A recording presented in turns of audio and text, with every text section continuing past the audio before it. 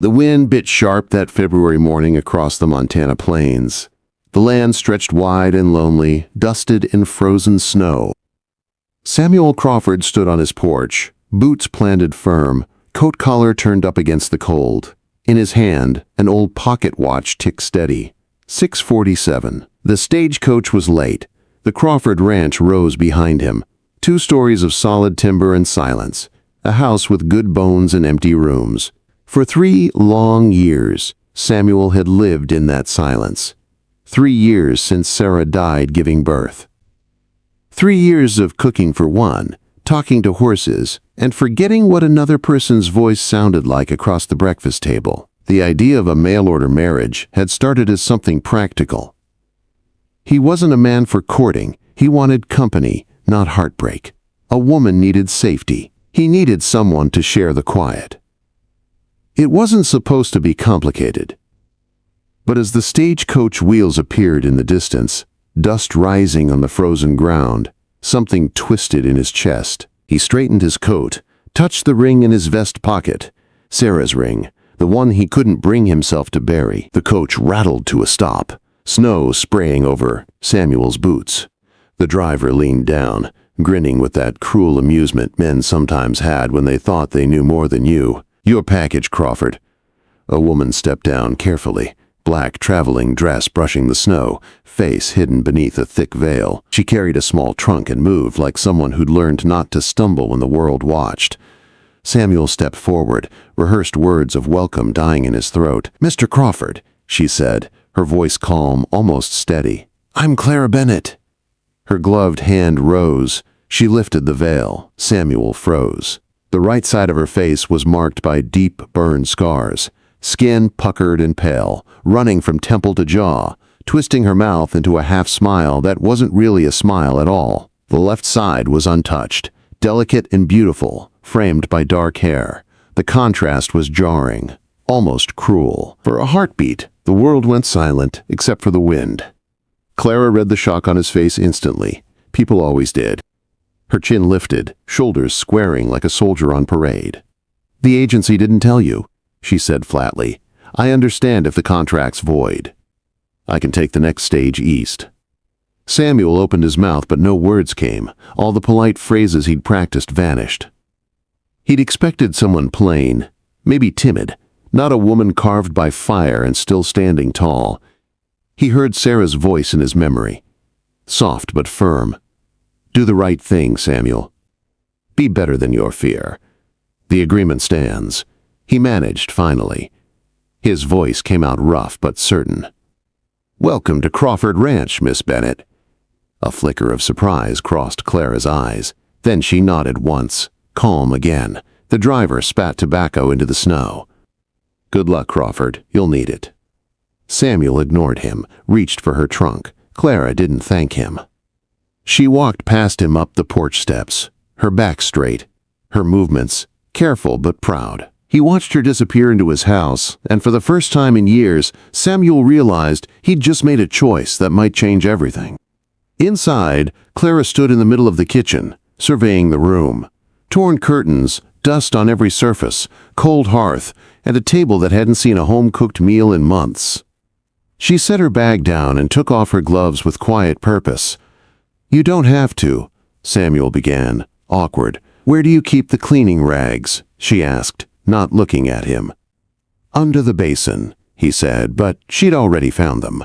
Her movements were efficient, like a woman used to hard work and no help.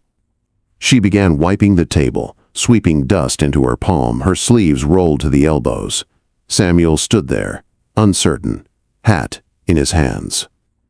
"I'll show you the bedrooms," he said finally. "You should take the—" "I'll take the maid's room," she interrupted gently, nodding toward the small one off the kitchen. "That one." "That's not right," Samuel said. "You should have the main room upstairs." Clara looked up. The lamplight caught the scars on her face, making shadows dance across her skin. "Mr. Crawford, let's be clear about terms. I'm here to work. Keep house, cook, mend. Nothing more is expected or offered. The small room is sufficient." Her words were polite but final. Samuel wanted to argue, but he couldn't find a reason that didn't sound foolish. He stepped back, tipped his hat, and left her to her work. Dinner that night was salt pork and beans. Clara cooked with quiet skill, each motion careful, practiced. Samuel sat across from her, uncomfortable in his own home. "How long have you been alone here?" she asked after a long silence. 3 years. Wife died. Childbirth. I'm sorry. It was God's will, he said automatically, though he no longer believed it. Clara nodded once, eyes steady. I know what it is to lose. They ate in silence after that. The unsigned marriage license sat on the mantel like an accusation. Both saw it. Neither mentioned it. When the dishes were done, Samuel went to the barn to check the horses that didn't need checking. When he returned, Clara's door was closed, a faint light glowing under it. He paused, listening. The sound of movement, soft, steady, reminded him there was another heartbeat in his house. He went to bed, but didn't sleep. In her small room, Clara stood by the window, looking out toward the dark barn. Her hand brushed the scars on her cheek, a reflex she hated. "1 week," she whispered to the glass, "if he sends me back, I'll go west." The wind howled outside. The fire popped. She closed her eyes and tried not to remember the screams, the smoke, the fire that had taken everything from her years ago. Morning would come. It always did. And somewhere between the ashes of their pasts, 2 strangers had begun, something they didn't yet understand. The sun rose cold and pale over Crawford Ranch, turning the snow to silver. Samuel woke early, the way ranchers do. Habit, not choice. The house felt different now, alive somehow. He heard the faint clatter of pans in the kitchen. The smell of coffee drifted through the hallway. For a moment, it felt like the old days, when Sarah hummed as she cooked. But when he walked into the kitchen, it was Clara standing there, hair pinned neatly, sleeves rolled, moving with quiet purpose. "Morning," Samuel said. "Breakfast will be ready soon," she replied, not looking up. Her tone was calm, distant, like she was speaking to a customer, not a husband. He sat at the table, unsure whether to speak. The sound of the fire crackling filled the silence between them. "You didn't have to start work so early," he said finally. Clara set a plate in front of him. Eggs, biscuits, bacon crisped just right. "I like early mornings," she said. "Less noise." Samuel nodded, feeling clumsy. "You can make noise here. Nobody to mind it." She glanced at him briefly. Maybe one day. After breakfast, Samuel went out to the barn. The horses nickered softly when he entered. He worked through the morning, trying not to think about the woman inside his house. But every quiet moment brought her face back. Not just the scars, but her eyes, the strength in them, the way she held herself like she'd been knocked down by life and refused to stay there. By the time he came back, the house was spotless. Curtains washed and hung to dry, floor swept, table polished. Clara moved like a shadow, present but never demanding space. "You've done a lot," Samuel said. "I like order," she replied simply. "It helps."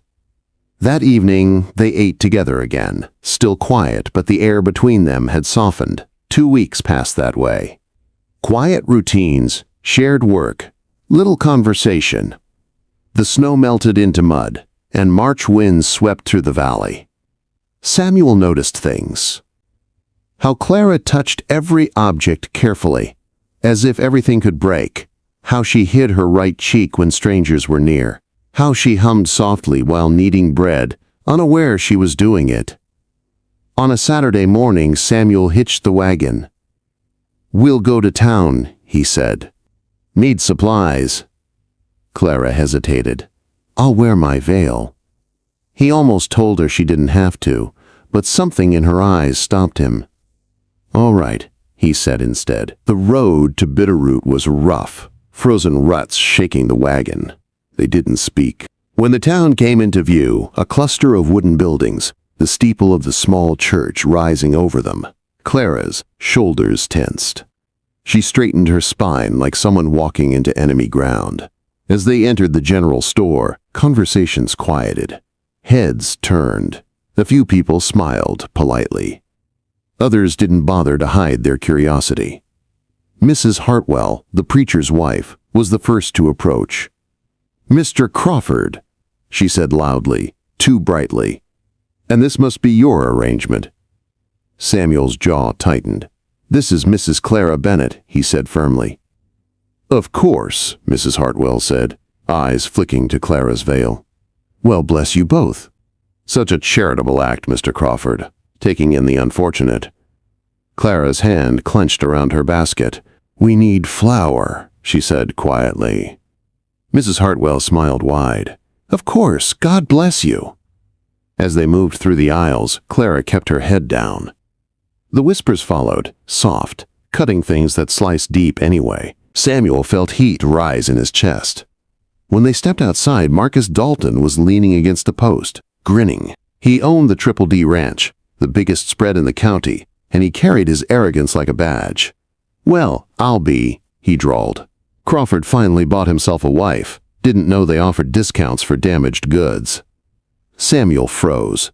Dalton's smirk widened. Clara lifted her head slowly. "Mr. Dalton," she said evenly, "I've heard worse from better men." Dalton laughed. Sharp tongue for a charity case. Before Samuel could speak, Clara picked up a sack of flour herself and carried it to the wagon.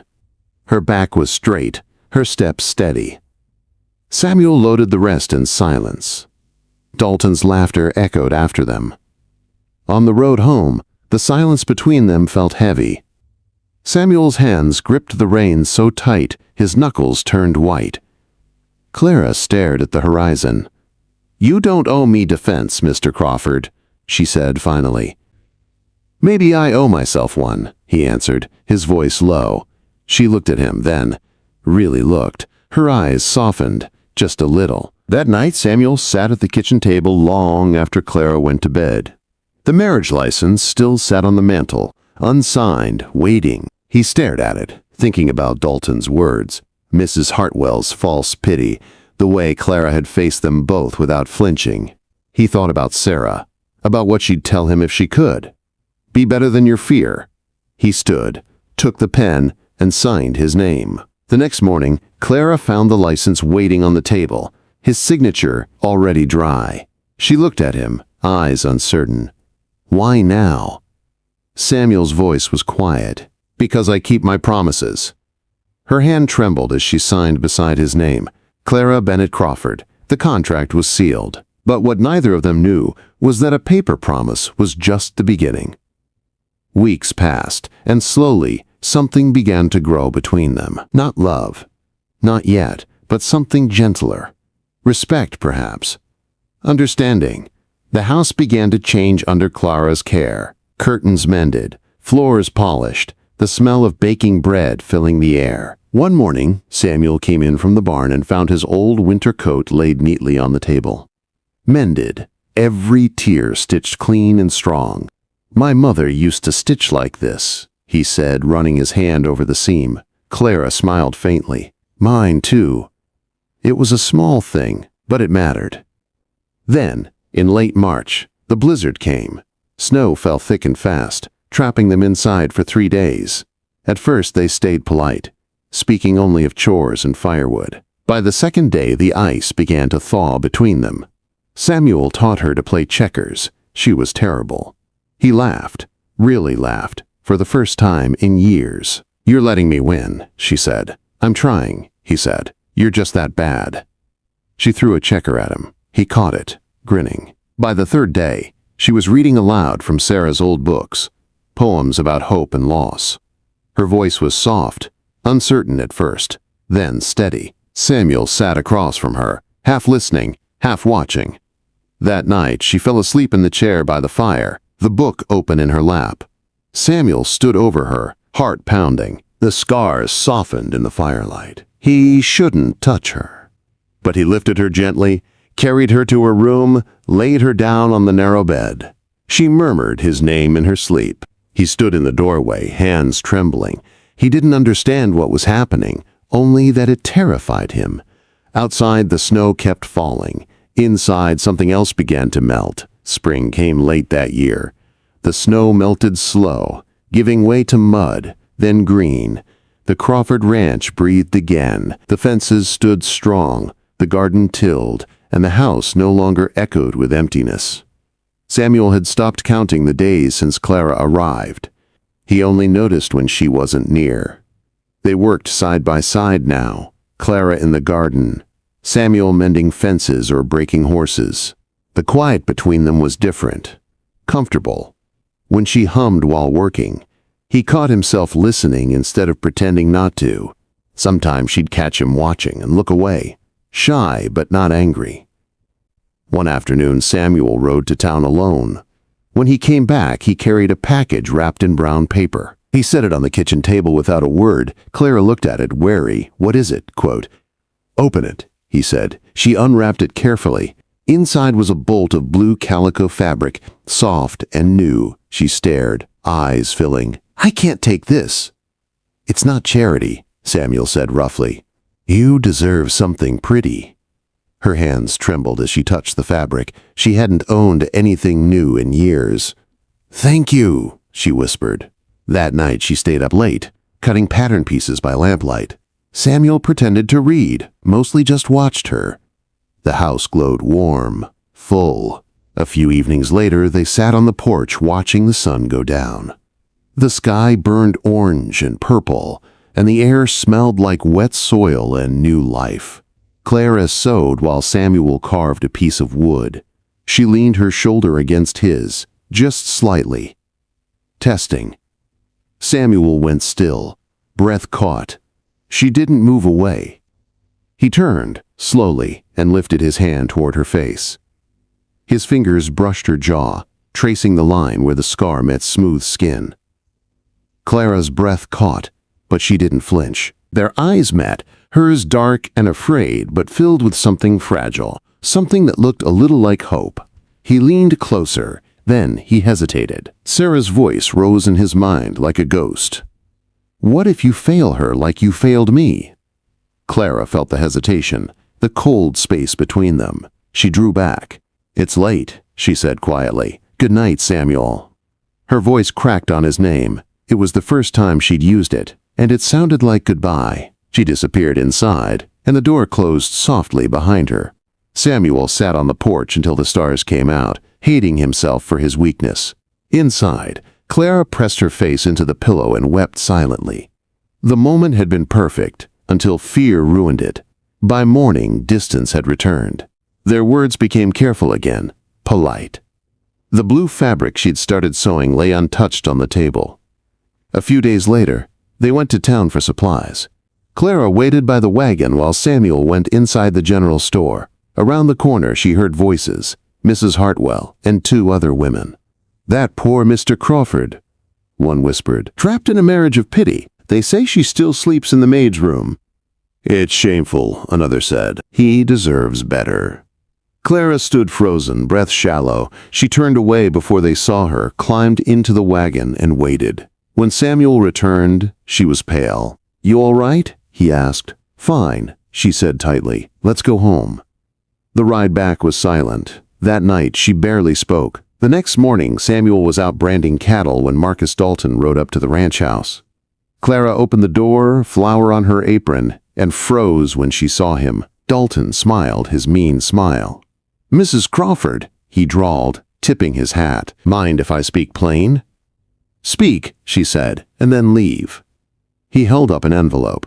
$500, enough to start over somewhere east. Crawford deserves a real wife. You know it, I know it. Take the money, make it easier on everyone. Clara's hands shook. "Get off this property." Dalton leaned closer. "He didn't defend you in town. You saw that. He's ashamed. That tells you everything." He dropped the envelope on the porch rail and rode away. When Samuel returned that evening, Clara was packing her trunk. "What are you doing?" he asked, stunned. "Do you regret it?" she said quietly. "Marrying me." He stared at her, exhausted from the day, dust in his lungs, mind fogged. "It's complicated." Her expression hardened. "Then I'll make it simple. I'll leave." He hesitated. Maybe that's best." The words were wrong, so wrong, but they slipped out before he could stop them. Clara froze, then nodded once. "I'll be out by morning." She kept her back to him as she packed. He stood in the doorway, wanting to speak, but pride and fear sealed his throat. Finally, he turned and walked out to the barn. At dawn, Clara walked down the dirt road toward town, small trunk on her shoulder. The house behind her looked silent again, empty. Samuel watched from the window as she grew smaller, then disappeared. On the kitchen table, he found the blue fabric. Beneath it, a note written in careful script. "Thank you for trying to be kind. I'm sorry I wasn't enough." He read it once, then crumpled it in his fist. For 3 days, the house was quiet again. Too quiet. He stopped shaving, stopped eating. The air inside felt heavy, dead. On the 4th day, he rode to Sarah's grave. Rain soaked his coat as he knelt in the mud. "I thought if I didn't love again, I couldn't lose again," he said aloud. "But I lost her anyway, and maybe I lost you too." The rain fell harder. "I've been alive in body and dead in heart. I don't want to live that way anymore." That night, old Moses, his ranch hand, found him drunk in the barn. "You're a fool, boy," Moses said. "That woman looked at you like you hung the moon, and you let her walk." Samuel's head dropped. "I was scared."